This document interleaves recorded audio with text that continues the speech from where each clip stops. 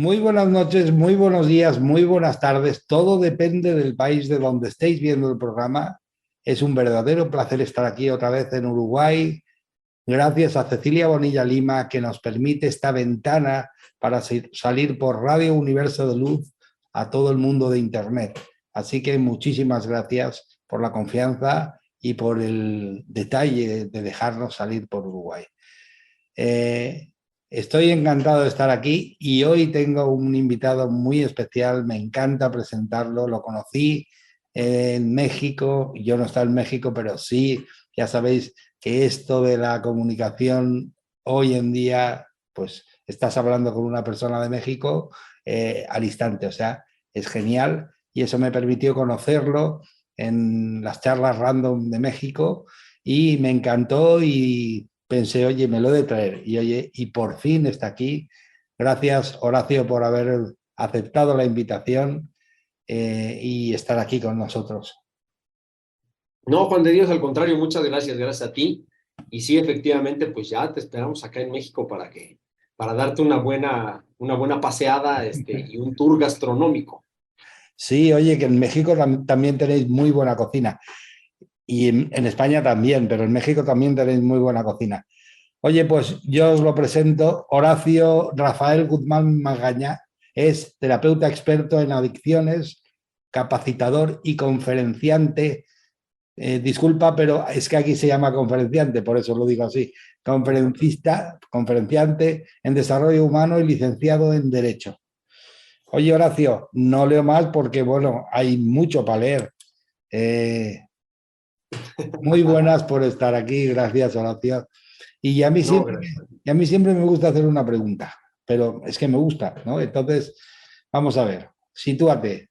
Horacio, 17, 16, 18 años. ¿Se había imaginado por algún asomo en su vida que estaría haciendo lo que haces hoy y hablando de lo que hablas hoy? Pues no, definitivamente no. Como bien dices, yo tengo la primera, como primera carrera, primera opción. Bueno, soy licenciado en Derecho, egresado de la Facultad de Derecho de la UNAM. Y he sido servidor público, fui servidor público muchos años, me gusta mucho el servicio público, creo que ahí empieza un poco el tema del cambio de perspectiva. Y ciertamente no me hubiera imaginado, creo que bueno, pocos nos podríamos imaginar de pronto el escenario en el que estamos ahora respecto a redes y todo este tema, pero a lo que te refieres del cambio y de lo que hago hoy de ser terapeuta y de trabajar con seres humanos desde una perspectiva distinta a la de la abogacía, no creo que me lo hubiera imaginado nunca. ¿Y qué tal? Genial. Es una cosa, la verdad, maravillosa, digo yo, que pues desde luego nos permite, eh, no sé, yo creo que cuando uno va encontrando su camino, no hay nada que te pueda regresar. Digo yo, les digo a los pacientes que es como el avión, ¿no? Cuando llega a los 280 kilómetros por hora en la pista, es el point of no return, ¿no? Es el punto de o te vas al aire o no hay otra, ¿no? Cuando tú te das cuenta, es ese punto de no regreso, cuando te das cuenta de que hay cosas que tienes que cambiar, que hay cosas que no te gustan, que hay cosas que te hacen lo suficientemente inconforme, este, pues te llevan a eso, pues a cambiar, a moverte de donde estás. Es tanta la incomodidad que necesitas moverte, ¿no? Sí, le suelen decir la noche oscura del ego. Yo digo del ego porque yo considero que el alma no tiene ninguna noche oscura, lo tiene clarísimo. Y de hecho, por eso empuja al ego hasta una noche oscura, a ver si despertamos o no. Entonces, bueno, ¿y cómo fue lo tuyo? Me explico, a ese nivel. ¿Cuándo sucedió, más o menos? ¿O ha ido pasando poco a poco? Si es porque tú tenías alguna sensibilidad o alguna, en fin, ya me entiendes. Claro, sí, sí, perfecto. Pues mira, yo creo que sí hubo una serie de eventos catalizadores que me fueron empujando. Yo tuve la fortuna de estar en el vientre de mi madre para cuando mi padre muere. Entonces ahí hay un primer evento muy importante de una vinculación con mi madre muy estrecha en ese sentido. Tengo 4 hermanos mayores. Si me están viendo, pues por ahí les mando besos, abrazos, apapachos y estrujos a mis hermanos amados. Y entonces de pronto nos convertimos, a ver, los 30 años de mi mamá, pues en 5 huérfanos, ¿no? Mi padre muere y deja a mi madre, bueno, no la deja, muere y queda mi madre sola con un niño en el vientre y con 4 hermanos mayores, que la mayor me lleva 6 años. O sea, nada, ¿no? Entonces vamos corriditos así pegados. Eso determina ciertas condiciones, por ahí dice, para empezar a entrar un poco en el tema en el tema que nos ocupa hoy, pero para irlo vinculando, siempre les digo a los pacientes cuando doy pláticas en escuelas y todo, que el chiste, y a los alumnos, tanto a padres de familia como a alumnos, cuando les platico de lo que sea, ¿no? De sexualidad, de adicciones, de terapia de relaciones, de trastornos mentales, en fin, de lo que platique, siempre digo, hay que ir vinculando. Entonces vamos a ir vinculando en donde Freud dice, ¿no? Pues bueno, infancia es destino. Hay una gran verdad en eso, es decir, mucho de lo que te marca en la vida es tu infancia, ¿no? Para bien o para mal, o no le pongamos bien o mal, para lo que sea. Y entonces, pues ahí hay una condición importante en mi vida que hace que a mis 36 años de edad, con 2 hijos pequeños, casi recién nacidos, yo encuentre mi verdadera orfandad, ¿no? Ahí me cae mi verdadera orfandad, y ahí pues sucede un cisma muy importante y empieza un cambio radical en mi vida. Yo estaba presente con mis hijos, pero pues estaba con ciertas dudas, con muchos miedos, con muchas incertidumbres y con conflictos en el matrimonio, no importantes. Tenía una gran relación con la mamá de mis hijos, a quien seguro no estará viendo el programa, pero si lo está viendo, le mando saludos también. No cree mucho es más pragmática, es más clara, pero bueno, tengo una relación maravillosa con ella, por mis hijos y por ella, y porque por lo que construimos no se acaba de un día para otro. Y precisamente empezamos a pesar de la relación tan buena que teníamos, empezamos a tener ciertas situaciones en donde no nos entendíamos y empezamos a tener caminos distintos. Y esta sensación de vulnerabilidad, de miedos, de angustias, de situaciones que yo estaba viviendo, generan, no sé qué es primero, si el huevo o la gallina. Los conflictos que empezaban a surgir en el matrimonio generaban estas condiciones, o estas condiciones generaban los problemas, y allí íbamos los dos, un poco a la incertidumbre, y sin hablar de culpas, yo propongo una terapia de pareja y ella no está muy de acuerdo en el tema, y entonces ahí empieza un poco el tema del cambio, ¿no? Oye, muy interesante, porque además yo siempre he pensado una cosa, y te lo digo a ti en particular, me refiero ahora, que estamos en Petit Comité y estamos tomando un café virtual, aunque da la casualidad que nos está viendo gente, pero es igual. Atiende, simplemente una cosa. Yo siempre he pensado que si alguien inicia algo y el otro se queda quieto, luego la distancia es insalvable, así de simple, ¿no? O sea, es que Desde luego. es insalvable la distancia. Entonces, ya una vez situados en tema, y tú estabas como licenciada, trabajando como licenciada en Derecho, ¿no? Me refiero. Sí, claro. Fíjate, yo trabajaba como servidor público, trabajé en la Procuraduría de Justicia del Distrito Federal, lo que es una fiscalía ahora, la Fiscalía de la Ciudad de México, y ahí trabajaba yo en el área de relaciones laborales, y pues la encomienda que había era hacer una limpieza, una depuración de la policía judicial. Y entonces, pues no solo yo, pues el equipo, éramos muchos, eran varias áreas, el área de recursos humanos de policía judicial y de relaciones laborales. Iniciamos procedimientos contra los policías que tenían ciertas irregularidades en su trabajo, por faltas, por inasistencias no justificadas, por una serie de condiciones determinadas o por procedimientos iniciados por investigaciones internas, y se hace un despido importante de estos policías.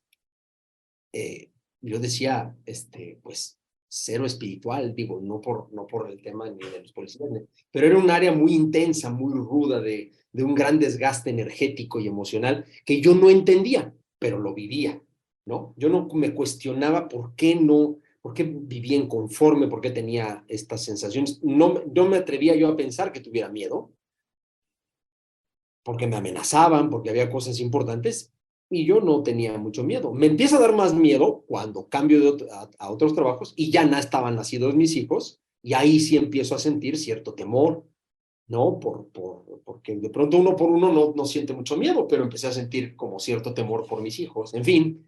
Y esas condiciones de ser servidor público en trabajos de lo que en México se conoce y seguramente, bueno, en España también y en Uruguay y en Argentina y eh, pues áreas de seguridad nacional, ¿no? Las áreas de seguridad pública pues, son áreas de seguridad nacional. Luego trabajé en migración, en el aeropuerto un tiempo, en el de la Ciudad de México, que mueve pues el 70% del flujo migratorio en México, que se dice fácil, pero es un mundo.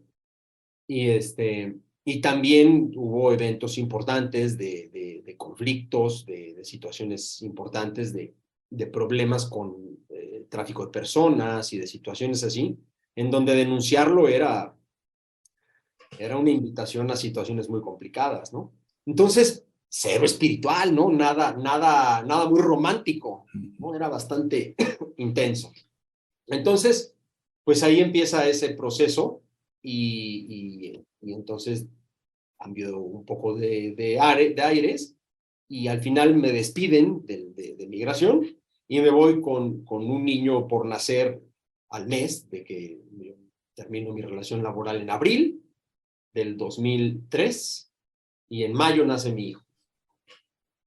Y entonces cambia un poco el escenario. Pero oye, ¿ves si es curioso? ¿Te das cuenta? ¿Eh? ¿Te das cuenta si es curioso? Tú estuviste en el vientre de tu madre cuando murió tu padre. Claro.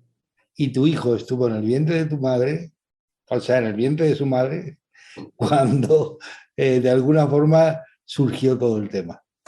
Claro, Sí, tienes sí. razón. Y hablo de eso porque precisamente a esa edad, cuando mi hijo nace, yo tengo 32 años y cuando mi hija nace, tengo 35. Y a la separación prácticamente, por ahí un poco más adelante, tengo 36, 37 años, que es la edad en la que muere mi padre, y es un tema de lealtad familiar.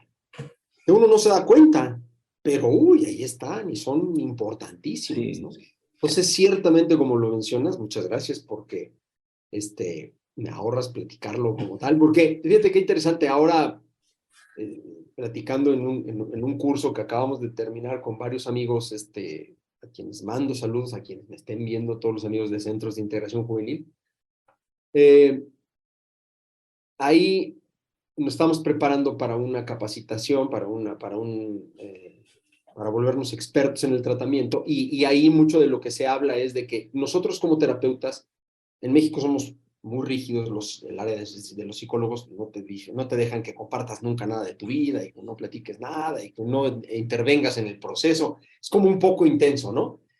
Me Pero a mí vas, me vas a hacer que me tenga que disculpar.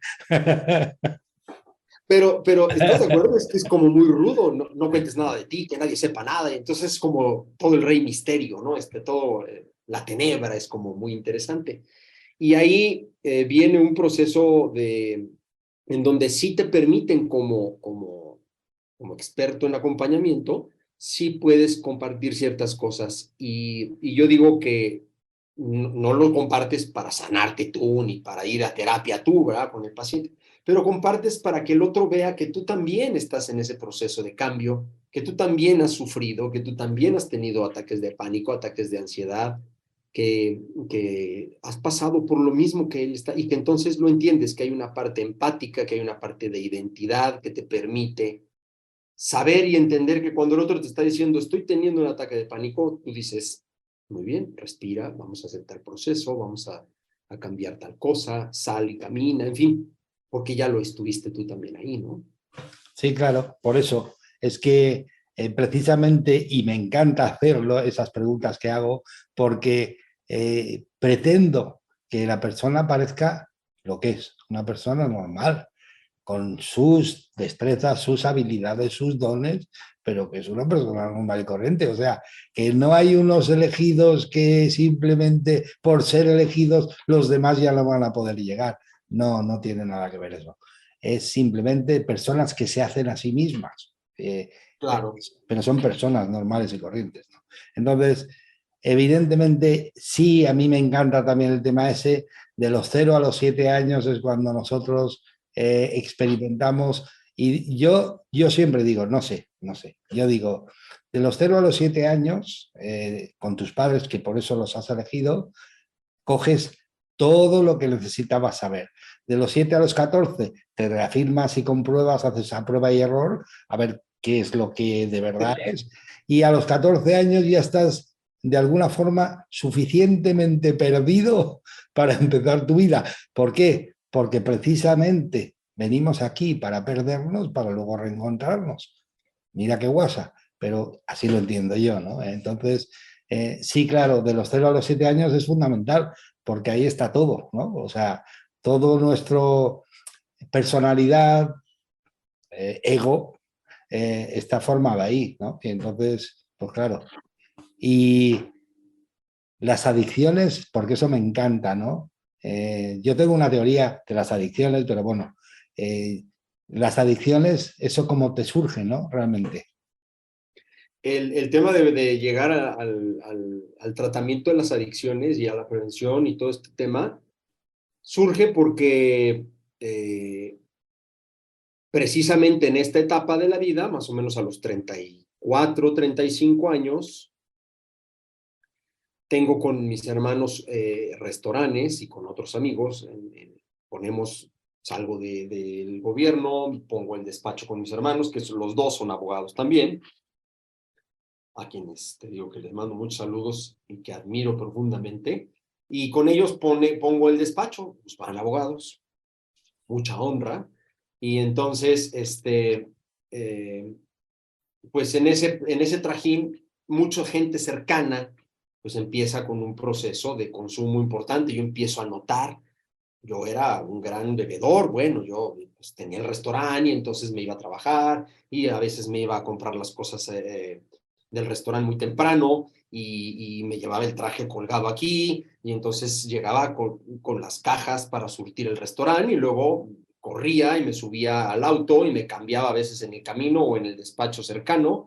y me iba a migración, a llevar mis asuntos de migración, a atender extranjeros, a ver todos mis trámites y regresaba a 3, 4 de la tarde a resolver lo último que quedaba del despacho y de las cosas que había que hacer ahí y me iba entonces al restaurante a atender a los amigos que te hablaban y te decían, oye, voy a para allá y voy a tomar un trago contigo, pero vas porque si no, no voy.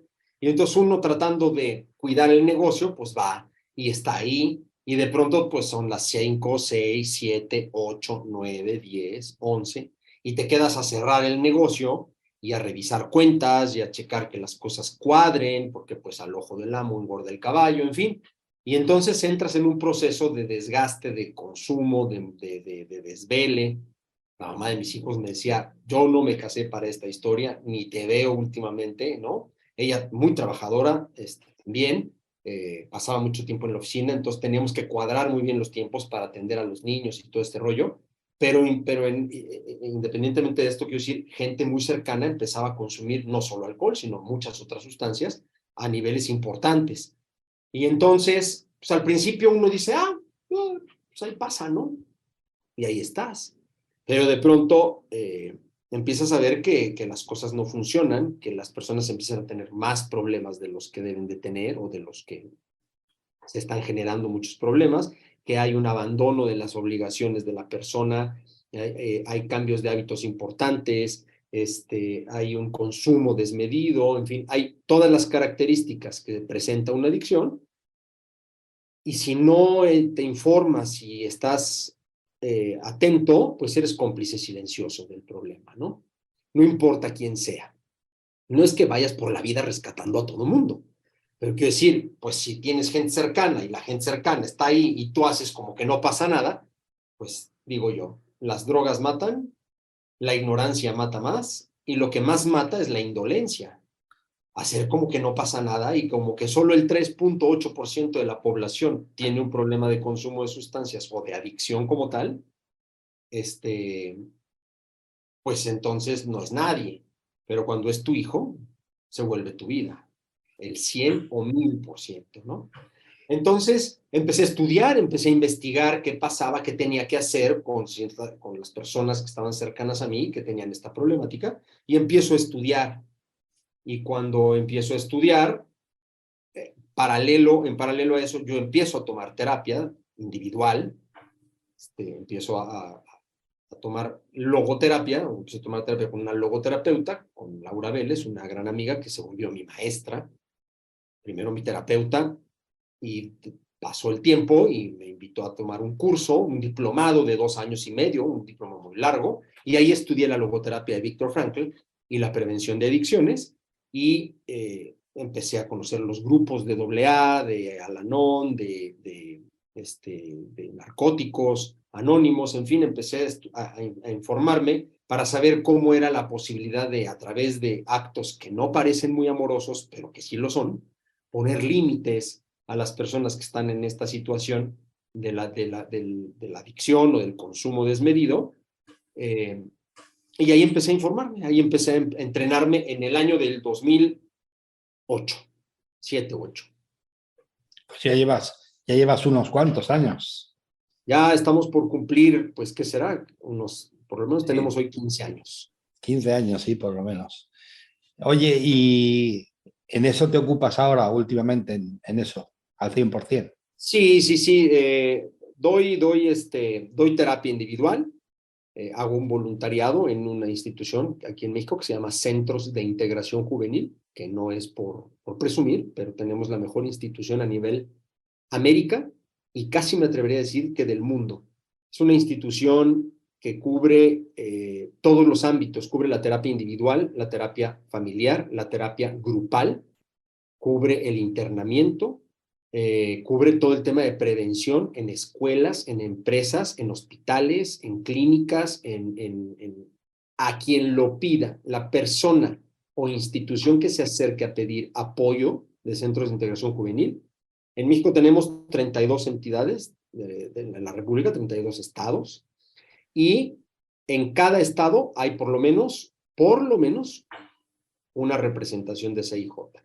Tenemos 108 centros a nivel república y 12 centros hospitalarios en toda la república.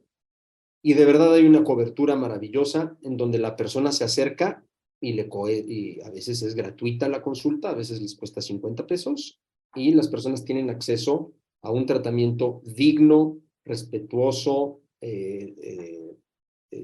secreto, en fin, con una calidad de verdad maravillosa, porque en cada centro hay trabajadores sociales, psicólogos, médicos, que están dando el apoyo y el acompañamiento prácticamente todo el día. Oye, impresionante, no lo conocía, ¿eh? Realmente no lo conocía. No lo Sí. conocía porque aquí en España no hay tanto, eso te lo puedo decir, no hay tanto servicio a ese nivel. Y bueno, sí, es un poco, es diferente, ¿no? Me refiero. Es como tú decías, quizá a lo mejor es, pues oye, como es el 8%, pues no hacemos caso. No, me refiero. Sí que hay grupos anónimos en donde la gente va para las adicciones, pero así como entidad seria que esté trabajando, pues no, no lo hay. Que yo no lo conozco desde luego.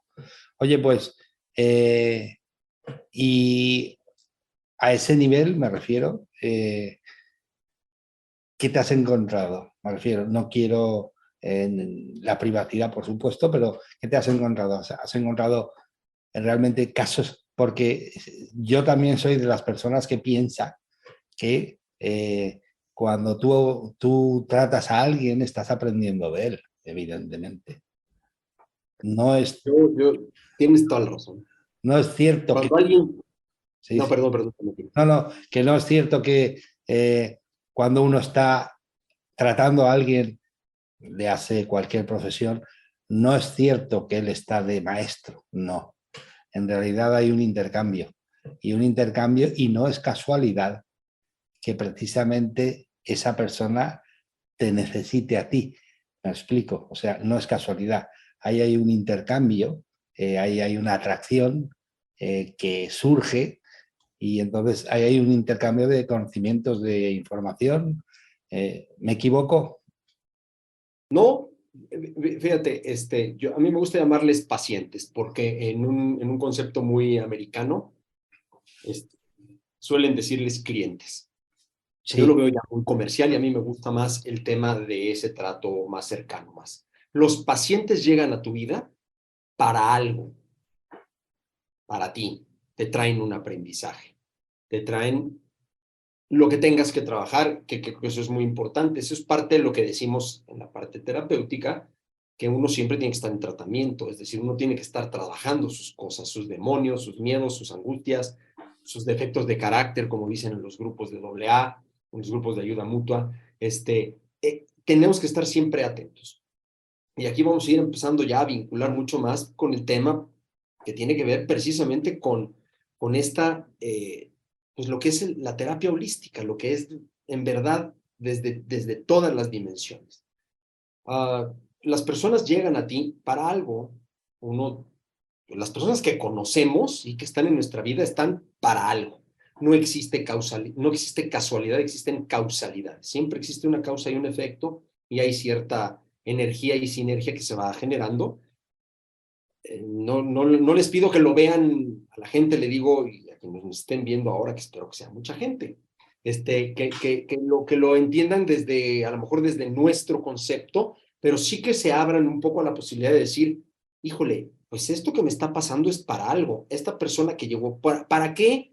No, el otro día un paciente me decía, para poner en contexto tu pregunta, que me decías, ¿qué ha pasado? Un chico me decía, me recomendaron con otro terapeuta y contigo. Hablé al otro terapeuta, me dio cita, me canceló. Le volví a pedir cita y me volvió a cancelar. Eh, eh, Le hice no sé qué y no pude dar con él. No sé por qué no tenían la intención de venir contigo. O sea, no me vibraba. No me lo dijo así, pero me dijo, no, como que primero tuve la otra opción. Y ahora que estoy aquí contigo, estoy muy contento porque yo siempre le digo, si estás muy contento, no está bien, ¿eh? Tienes que sentirte un poco incómodo. No, pero me dice, estoy muy contento porque me has hecho reflexionar muchas cosas y estoy pudiendo trabajar muchas cosas que nunca he estado con 3 terapeutas antes y nunca me había dado cuenta de algunas cosas que me tienen hoy en donde estoy, de acuerdo a las decisiones que he tomado y que tú me estás haciendo, ayudando a abrir los ojos, a ver ciertas cosas que yo no había podido ver. Y yo no quería venir contigo, ¿no? Esas cosas son muy hermosas. A mí me parece que tienen grandes conceptos. Hay personas que de pronto te dicen, mm, te dan un agradecimiento de una manera, te escriben algo o te reconocen y te dicen gracias porque yo mismo no creía en mí o yo misma no creía en mí y tú me has hecho verme diferente, tú me has ayudado a entender que puedo hacer cosas, que puedo verme de manera diferente y que me puedo sentir distinto o distinta, ¿no? ese es realmente el pago, o sea, realmente es el pago para mí. Es el pago que tenemos de alguna forma cuando alguien reconoce lo que haces, ¿no? Y es curioso porque, fíjate, te voy a comentar una cosa, es solo una opinión mía, pero es la opinión de, es que yo de alguna forma siento que el ser humano es súper, súper inteligente, es un ser perfecto y entonces tiene una habilidad que es que lo que dentro no controla o no aprende, pues entonces lo saca fuera a la vida física, ¿no? Entonces, y entonces aprendemos porque lo tenemos fuera y entonces lo podemos observar, ¿no? Entonces, hay una de las cosas que me encanta del tema de las adicciones, aunque es un tema, pues bueno, serio, pero es un tema que me encanta porque es que oye, ¿por qué existen las adicciones en el mundo? Fíjate, ¿sabes? Y la pregunta tiene una respuesta muy fácil para mí, ¿no? Existen las adicciones porque nosotros, en el fondo, nuestro proceso emocional es un proceso bioquímico y nosotros nos cuesta tanto cambiar de hábitos porque estamos adictos eh, a esos sustancias bioquímicas que el cerebro inyecta en el riego sanguíneo. Y entonces, ¿qué pasa? Tenemos a los adictos enfrente para bajar un poco los humos y entender que, claro, y yo también lo soy a un nivel. ¿Por qué me cuesta tanto cambiar, salir de mi zona cómoda? Porque estoy adicto a las sustancias que recibo cuando, y en realidad, ¿por qué soy adicto a un tipo de emociones en concreto? Porque estoy, me refiero, ¿por qué tengo un tipo de emociones concretas siempre repetitivas? Porque soy adicto a un tipo de sustancias. Entonces, me refiero, la adicción no solo hay adicción física, me explico, o sea, yo entiendo que la adicción es sobre todo emocional y entonces el cerebro es fantástico, entonces nosotros pensamos es pura energía y cuando tiene que pasar esa energía a convertirse en materia para poderla gestionar, pues entonces el cerebro produce sustancias bioquímicas y las inyecta en el riego sanguíneo tan perfectamente que tú te sientes exactamente igual que estás pensando y no nos damos cuenta. Entonces, ¿qué pasa? Pues que yo, a base de pensar y pensar, digo, oye, ¿no será que los adictos nos están diciendo a nosotros, ojo, porque nosotros también, tú también eres adicto? Adicto a una serie de emociones, adicto a una serie de costumbres, adicto, me explico, pero por las sustancias que el cerebro inyecta, ¿no? Entonces, por eso dices, oye, está claro, ¿no? O sea, todo es una cuestión de conciencia. Oye, ¿y por qué me cuesta tanto cambiar de un hábito tonto? Porque te has acostumbrado a la sustancia. Claro. Fíjate que esto que dices es un tema fundamental y no es tan sencillo como lo planteas. Claro, lo planteas muy sencillo, pero es tan complejo y, la, y, el, y quiero aclarar porque es algo importante, o sea, ya no sé que a las personas que tienen esta problemática, ya no hay que decirles adictos, hay que entender que es una persona con una adicción o con una forma compulsiva de consumir, porque es un tema importante de dignificación de la persona. Y la persona no solo es su adicción, es muchas cosas. Entonces, eso ha cambiado en el tratamiento de los trastornos por uso de sustancias, llamadas adicciones, ¿no? Esta, una persona se vuelve adicto a algo, y yo lo voy a resumir a algo, esta es mi visión, y siempre lo digo en todos los lugares a los que voy, es una persona se vuelve adicta a algo porque está llenando un vacío, el que sea, ¿no? El tema de consumir alimento, redes sociales, pornografía, sexo, sustancias, relaciones violentas, relaciones peligrosas, eventos peligrosos, en fin, podemos ser adictos al juego, a la ludopatía, a lo que sea, nos hace llenar, ¿no? Nos da una sensación de estar llenando algo, nos calma. Pero es un proceso y es un tema muy, muy importante que justo tiene que ver con todos los ámbitos, ¿no? Con esta multidimensionalidad del ser humano. Hay una parte física, desde luego. Yo digo que la adicción, y en muchos lados se platica de este tema, hay muchas visiones para entender, pero la adicción tiene, digamos, 4 factores que son muy importantes. Hay un factor químico, biológico, que tiene que ver con cómo funciona la sustancia. Cuando yo consumo, tomo una bebida, fumo un cigarro de marihuana, me tomo una pastilla de una metanfetamina, lo que yo consuma, tiene un efecto que se entra al organismo, se hace su proceso y entonces tiene efecto químico-biológico, que más o menos es el mismo en todos los seres humanos. Dependiendo de la sustancia, es el mismo caminito más o menos, a veces más intenso, a veces menos intenso. pero la sustancia como tal, pues tiene un efecto determinado, químico-biológico. Hay una parte genética, ¿no? Que también tiene que ver con el cuerpo, con esta dimensionalidad del cuerpo, que es una posibilidad de desarrollar. Mamá era gran comedora, el abuelo era un gran comedor, o sea, eran grandes dragones, pues yo probablemente desarrolle esa, o sea, traigo una información de que proceso los alimentos de determinada manera a través en los genes, eso existe, eso es real, y ahí está, ¿no? Para ponerlo en números más o menos claros, pues hablemos de un 25% de cada uno de estos 4 factores. El siguiente sería un condicionamiento social familiar. El entorno importa, ¿no? Si yo me junto con personas que consumen, pues es más probable que consuman. Si yo me junto con personas que hacen deporte, es más probable que haga deporte.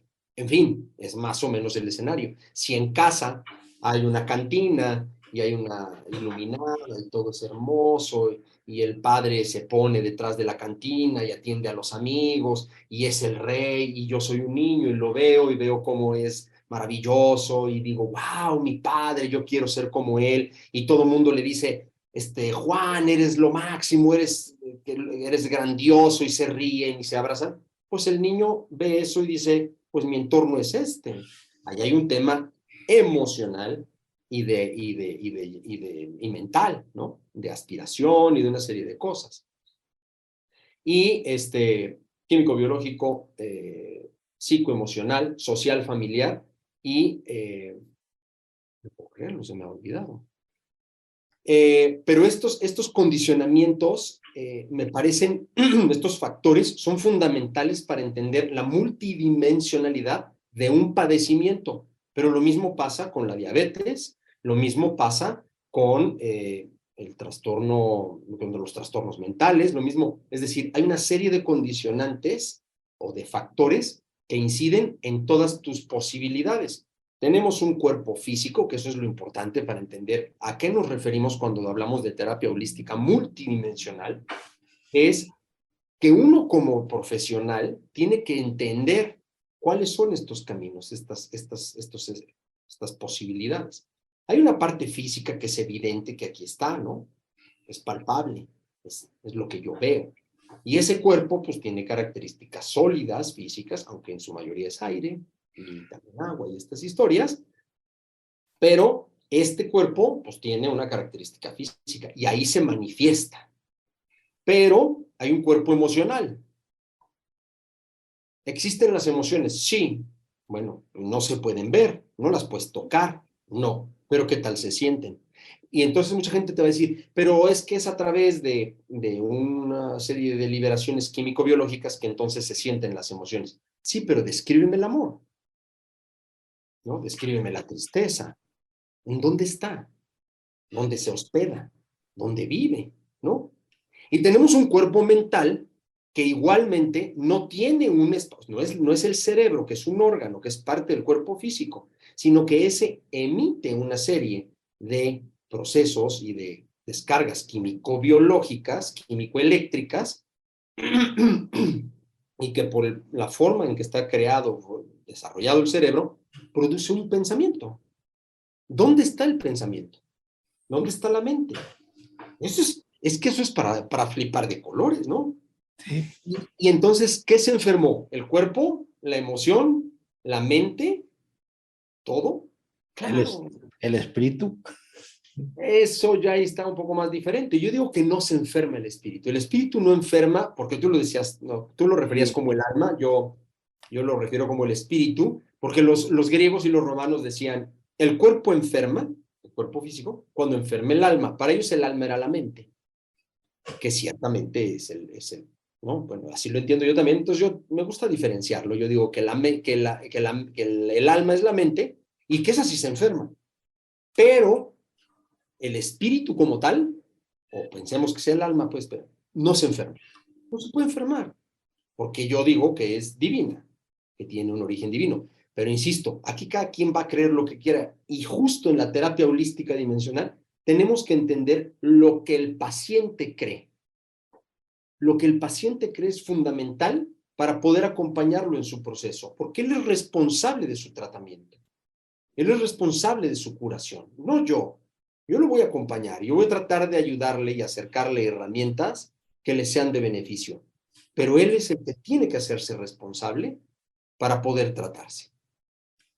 Me encanta lo que dices y me encanta cómo lo dices, porque es que, pues bueno, al final uno se cansa de oír eso de yo te haré, No, no. En la vida es acompañar. Y precisamente yo me encanta decir eso del libre albedrío y la vida es acompañar porque el libre albedrío lo tiene él, tú también, pero él lo tiene para su vida. Entonces, la vida solo puedes hacer que acompañar, que de alguna forma ayudar a que tome la decisión correcta. ¿Me explico? Pero que sí, que la vida es... Y me refería a lo del espíritu porque no está... De hecho, lo he dicho al principio, el alma no enferma, el alma no tiene una noche oscura, pero las carencias que por físico y por emocional le generamos al espíritu sí que hacen que tú no estés feliz, ¿no? Por ejemplo, hay mucha gente que está, y eso tú lo sabes, que son, ya no digamos adictos, pero sí, hay mucha gente que cuida el cuerpo impresionante. Y luego se tira 8 horas cara al cajón viendo basura, basura mental, ¿no?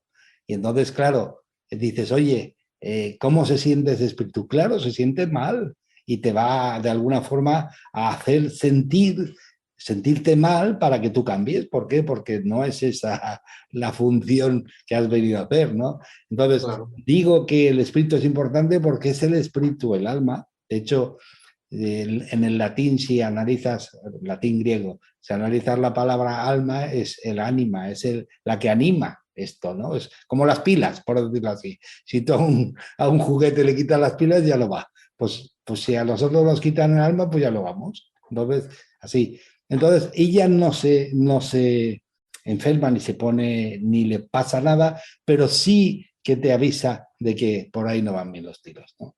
Y entonces por eso nos sentimos de algunas veces que dices, oye, ¿cómo puede ser que, mira, tengo todo lo que quiero, puedo ir a donde quiera y no soy feliz? Pues oye, habrá que estudiarlo, cada uno lo suyo, ¿no? Entonces, Claro. y me ha encantado eso de yo acompaño porque es la pura verdad. Aunque la gente diga, yo te haré, yo te ayudaré, yo te diré, porque conocemos a muchos, muchos que hacen eso, pero no por hablar mal de ellos, pero me refiero, conocemos a muchos que están convencidos que son ellos los salvadores de. Entonces, no, por ahí no. Y en base al libre albedrío se ve enseguida, ¿no? O sea, Claro. tú puedes acompañar a alguien, ¿no? Y me ha encantado oírtelo porque sí, de eso se trata, ¿no? Y entonces, ese es de alguna forma la función vuestra, ¿no? Me refiero cuando ponéis a trabajar como terapeutas, esa es la función, no es de salvar este mundo, ¿no? Fíjate, y además, si luego entendemos que el mundo es perfecto tal como es, tal como está, lo único que sucede es que, claro, es difícil de comprender así, ¿no? Cuando le dices a uno, oye, que tú no has venido a salvar a nadie, que el mundo es perfecto como está, es difícil de entender, es complicado, pero oye, cuando uno está haciendo lo que siente, lo que piensa, lo que cree, o no, y está provocándole no ser feliz, pues precisamente está haciendo lo perfecto porque de ahí va a poder salir él cuando le llegue la noche oscura del ego. Pero me refiero, pero entonces es perfecto, ¿no? Si uno está viviendo lo que él está generando, es perfecto. Y luego, Claro. si uno tiene una relación con otra persona y los juegos siempre son de dos, yo tengo el dicho ese, los juegos siempre son de dos. Si uno tiene una relación con una persona y los dos están dando lo que quieren, pues oye, fantástico. Oye, pero no es lo bueno, pero es lo que quieren, ¿no? Porque si no, no se lo darían, efectivamente. Y Entonces, fíjate que, perdón, no, dime, sí. perdóname, Juan José, es que quiero retomar esto que estás diciendo, porque, por ejemplo, en la terapia de pareja, ¿no? Hay quien de pronto dice, es que yo no quiero ser tan controlador o tan impositivo con determinadas cosas. y la pareja acepta o vive esa situación de control y de imposición. Yo no puedo decir que es correcto o incorrecto. En el momento en el que a ellos les cause ruido, les genere incomodidad, tendrán que estar. Y por eso es que de pronto llegan a terapia. Y en ese entonces, tienen que entender que uno tiene una personalidad, otro tiene otra personalidad, y que esas personalidades se están atrayendo. Eso tiene que ver con algo que hemos hablado en algún punto de la resonancia. Tú resuenas con las personas, porque entonces energéticamente tú te atraes con otros, que no forzosamente se parecen a ti porque los dos sean controladores. A veces sí, pero de pronto uno es muy controlador y la otra persona, la pareja, le gusta ser controlada y entonces pues hay un complemento. Hablamos de complementarios. ¿Son sanos o no? Eso lo tienen que resolver ellos. Ellos tienen que encontrar si eso es lo correcto o no para ellos. Un paciente aquí me decía, es que yo no tengo un problema con mi forma de beber. Y su hijo estaba muy enojado y muy preocupado. Y le digo, pues, ¿cuál es tu tema? Pues es que mi papá me preocupa. Le digo, ¿pero por qué te preocupa a ti si a él no le preocupa? Él no tiene un problema. ¿Cómo no va a tener un problema si bebe diario? Pues, pero para ti es un problema, pero para él no. Él no tiene un problema con esa forma de beber. En cambio, en la terapia, a través de otras cosas y del diálogo socrático y de las herramientas que tenemos, lo vamos preguntando de cuestionamientos, de confrontación y de ciertas situaciones, él se va dando cuenta de que su forma de beber sí le está trayendo ciertos problemas. ¿Cuál? Tiene un distanciamiento con su hijo. Ah, ok, eso ya para él ya es algo importante que puede ver. Y cuando se da cuenta de que hay un número de copas que es el medianamente o sanamente permitido de acuerdo a lo que el organismo puede tomar y puede digerir en un día, en un determinado tiempo, etcétera, etcétera, y él se da cuenta que bebe 6 veces más que eso, ya empieza a cuestionarse si su forma de beber es sana o no es sana. Pero no soy yo, como te digo, es él. A través de entenderlo mediante el cuerpo físico, sus emociones se involucran, es otra dimensión, su mente empieza a cambiar y empieza a cambiar hábitos físicos, hábitos emocionales y hábitos mentales. Esa es la intención, para que él pueda lograr el objetivo que ¿cuál es? Que su hijo no esté molesto porque para él sí es importante. Entonces ahí tenemos un punto, un ejemplo muy claro, o en el de la pareja en donde cierto control para esta persona no es mala porque se siente cobijada. No hay violencia, no hay falta de respeto y esta persona está, sí, ahí, sí hay cierto control. Pero ellos son una pareja que se encuentran así y encontraron un equilibrio y entonces se sienten a gusto y han resuelto los problemas y entonces viven bien, han resuelto las problemáticas que los traen a terapia y pueden seguir adelante. Entonces, justo ahí es, ¿dónde está el problema? Yo voy a determinar qué es lo correcto o incorrecto. No puedo, ni me interesa, no. Que llegue, me hablan las mamás. Voy a llevarte a mi hijo, quiero que vaya. Ven tú. ¿Yo? Sí, ven tú. O los papás. Pero ¿yo a qué voy a ir si yo no estoy tomando? O yo no tengo el problema. No, pero tú ves el problema. Entonces primero quiero que vengas tú para explicarte, de acuerdo a lo que tú me compartas de lo que está pasando con tu hijo o hija, qué es lo que está sucediendo contigo, para que tú aprendas a manejarlo, para que tú puedas tener herramientas. Y entonces después le planteas a tu hijo o hija, yo te diré si esta conducta o estos hábitos están siendo compulsivos, están siendo no sanos, dile, conocí a este loco, ve a verlo. Ahora, si la regla en tu casa es que no, ya, ciertas condiciones diferentes, pero esto tiene muchísimo que ver con nosotros no podemos incidir en los demás, podemos acompañarlos a que se den cuenta. Por eso partí diciendo, point of no return es darte cuenta. Cuando tú te das cuenta y algo te duele y te incomoda, buscas cambiar. Me encanta porque has dicho la palabra clave, que me encanta, que es la palabra que es el inicio del despertar, que es darse cuenta. Eso es, y no es que la gente esté durmiendo, pero me refiero a darse cuenta. Y hay otra cosa que me ha encantado que es a veces no tenemos en cuenta esto que voy a comentar ahora y se salvarían muchos problemas, ¿no? Que es, oye, ¿por qué le repito las cosas que tú lo habrás oído? Este argumento lo habrás oído un montón de veces. ¿Por qué le repito las cosas 1000 veces y no se entera? ¿Por qué no se entera? ¿Que es tonto? ¿Es que realmente este hombre no está bien? ¿Es retrasado mental? ¿Qué le pasa a este hombre? Y es la respuesta simple, no, espera, es que es otro. Es que tú eres tú y él es otro. Y entonces tienes que comprender que no todo el mundo es como tú, que es quizá uno de los grandes problemas de entendimiento de la gente, ¿no? O sea, no, él es así, tiene derecho a ser así, y tú eres tú, y él es el otro diferente. No, tiene que ser exactamente como yo pienso que debe de ser. No, no, no. Entonces, te lo digo más que nada porque a ese nivel está claro, solo podéis acompañar, no hay más. Es que el libre Claro, albedrío de cada uno es el libre albedrío de cada uno. O sea, yo siempre digo, oye, ¿y si mi vecino nada más hace cosas que me molestan? Digo, bueno, vamos a ver, espera un segundo. ¿Tu vecino tiene libre albedrío? Me imagino que sí. ¿Tú tienes libre albedrío? Sí. Entonces, si él tiene libre albedrío también, puede hacer lo que quiera, ¿no? Sí. Entonces, ¿cuál es mi función? Aprender a que no te moleste. Tú puedes decidir cómo sentirte ante lo que él hace. Puedes decidir cambiar tu atención a otro punto para no enterarte y no sentirte molesto con eso. Me refiero que a veces para que poder echarle una mano a alguien, te lo tiene que pedir. claro.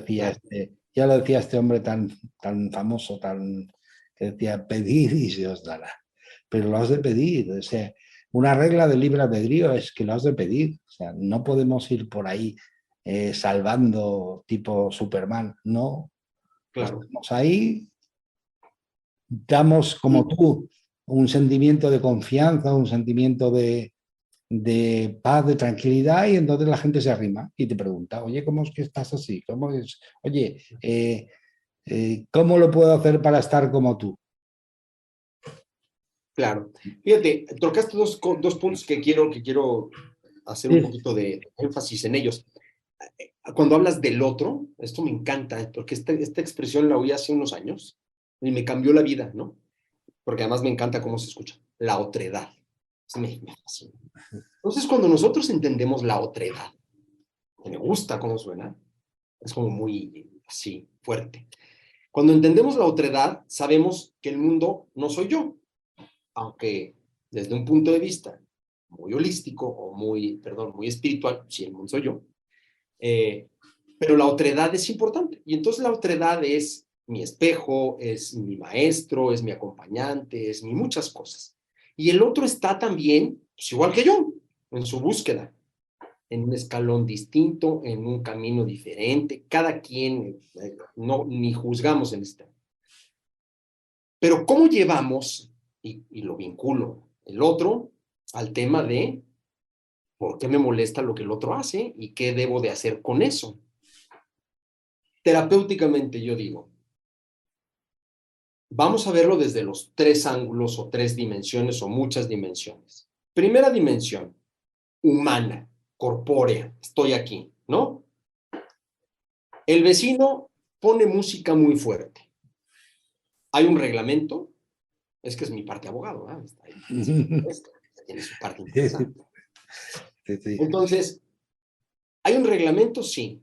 Bueno, señálale que hay un reglamento y que no puede pasar de determinados decibeles a determinada hora. Háblalo con los vecinos, con el administrador, con quien sea, o llama a la patrulla y denuncia que hay un escándalo determinado. Punto número uno es, como dicen los grupos de autoayuda o de ayuda mutua, perdón, un paso a la vez. El paso que es, pues vamos a ponerle cosas, puntos específicos. El primer paso es pedirle que no lo haga. porque hay una parte en donde a mí de verdad no me deja dormir, no me permite, etcétera, etcétera. Segundo punto, no cambia, no cede. Tengo dos puntos. Me voy a un tema legal y denuncio y me empiezo una confrontación frontal, ¿no? Directa. O me voy, me cambio de casa y huyo de la historia. Puedo verlo como una solución, me voy, me cambio y no tengo necesidad de enfrentar y vivir estas cosas, o aprendo terapéuticamente a enfrentar los conflictos. Es importante, porque, pero cada paciente tiene que darse cuenta. Si yo le digo, tienes que enfrentar, no quiero, no me interesa, bueno, está bien. Solo quiero decirte que si hoy no resuelves esto, probablemente mañana va a repetirse. ¿Te ha pasado ya alguna vez que una situación que no enfrentaste se repitió, aunque no sea idéntica? Eso es ser terapeuta, eso es ser un acompañamiento, eso está... Pero yo no le puedo decir, no huyas, porque entonces está mal. No, es que hay personas, por ejemplo, las mujeres que viven violencia, no solo las mujeres, pero bueno, mujeres que han vivido violencia, pues claro, decirles, quédate ahí y espérate, terminan muertas a veces, ¿no? No es correcto que uno diga qué hacer. Eso es terapia holística multidimensional. Y siempre les digo, en ese caso, por ejemplo, en los grupos de Al-Anon, de ayuda mutua, de los familiares que tienen una persona con un problema de trastorno por uso de sustancias, de pronto dicen, pues es su adicción, es su problema. Yo no. Oye, pero tú vives con él. Sí, sí, claro. O con ella, con tu hijo, con quien sea. Sí. ¿Eres feliz? No, claro, estoy terrible, pero tengo que aprender a que no me moleste. Bueno, sí, está bien. Ese es el objetivo final de los pasos que te dice el grupo. Está muy bien. Pero tú, ¿cómo lo estás viviendo? No importa, yo tengo que llegar. Sí, pero espera. No hay prisa. Solo entiéndete y escúchate. Tú hoy no estás siendo feliz. Pero no me puedo divorciar o no puedo dejar a mi hijo, no lo puedo. ¿Por qué no? Solo cuestiónate si sí puedes o no puedes, porque todas esas posibilidades están en el mundo. Y entonces en lo que nos volvemos, perdón, Cristo crucificado y latigado y sufriente, ¿no? En lo que llegamos a eso y perdonamos y decimos, no importa, porque no, no, no, no. Antes de llegar a eso, pregúntate si quieres vivir esta historia, porque no forzosamente la tienes que vivir. Hay cosas que no tienes que vivir, no tienes que en realidad ninguna, pero elige qué cosas sí, qué batallas pelear, qué enfrentamientos tomar, cuándo aprender. En el reclusorio, cuando tuve la oportunidad de trabajar en el reclusorio, yo les decía, pues es que no vine a la terapia la semana pasada, a la terapia de grupo, porque no pude tender mi toalla en el tendedero, y entonces, pues me agarré a golpes con esto, y entonces ya no. Y le digo, y tú estás viendo que pones tu vida, pende tu vida de un hilo, literal, ¿no? Cuando la toalla se va a terminar secando, porque pues, se va a terminar secando. En Cancún el calor es pues, en Cancún, y entonces era esta historia. Pero ellos decían, es que yo tengo que ser valiente. ¿Y qué valiente no es también darte cuenta que puede darte miedo a algo? ¿Por qué no podemos ver las cosas de una manera diferente? Valiente no es agarrarte a golpes con cualquiera. Si tú crees que sí está bien, pero a lo mejor puedes entender el concepto de otra manera. Valiente puede ser también darte cuenta que algo te asusta y eres inteligente y das un paso atrás y dices, esto no lo voy a vivir, porque no vale el resultado de lo que yo obtenga de esta confrontación, y en cambio puedo dar un paso atrás. Y eso puede ser muy valiente. Sí, la valentía es verse a uno mismo y verse sus sombras. Esa es Claro. esa es la verdadera valentía. Pero bueno, oye, ¿sabes una cosa, Horacio? Nos estamos puliendo el tiempo. Y antes, yo creo que ya no lo hemos pulido ya, pero antes sí que quiero que digas una cosa. Horacio, ¿dónde se te puede encontrar? Gracias, Juan José. Mira, yo estoy, les voy a dejar por aquí el teléfono, tal cual, mándenme un mensaje y díganme, soy tal persona, te vi en tal lugar, hablo de donde sea, de Argentina, de España, de donde quieran, y doy atención a distancia también. 5568-04-5133, repito, 52 es la clave de México. Espérame un segundo porque voy a apuntarlo en el chat y se lo voy a dejar a la gente. Ah, perfecto. Me dices más 52. más 52, Y luego 55, 55, 68, 68, 04, 04, 51, 50, perdona, 51, 33. 33. Y aquí pongo Horacio Guzmán y ya está. Y así la Correcto. gente que lo quiera lo tiene. Y en Facebook y en Instagram, en las dos redes, en los dos espacios, estoy como Horacio Guzmán, terapeuta. Sí, eso os lo puedo asegurar porque ya lo he visto. Ya he mirado, he curioseado ciertas cosas y os lo puedo asegurar que ya lo he visto. Oye, Horacio, muchísimas gracias porque me ha gustado, me ha encantado, me lo he pasado genial contigo. He aprendido un montón sobre cosas que yo desconocía y a la vez pues me ha encantado hablar contigo.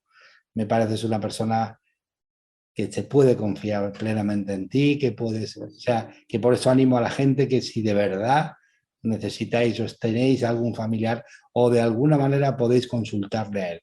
Pero ya sabéis, el tratamiento es para el que llame, no el otro. ¿Por qué? Por cuestión de libre albedrío, o sea, él tiene que querer pedir ayuda y si él no quiere, pues huelga. Horacio, muchísimas gracias, de Juan verdad. José, es un placer. Muchísimas Sí, gracias por el espacio y recuerden eso que dice Juan José. Digo, perdón, Juan de Dios, sí, discúlpame. sí. No, no, no pasa Juan nada. de No Dios. pasa nada. No están solos. Siempre que hay un problema, se vale pedir ayuda y se puede, y habemos muchas personas que podemos acompañarles y darles ese.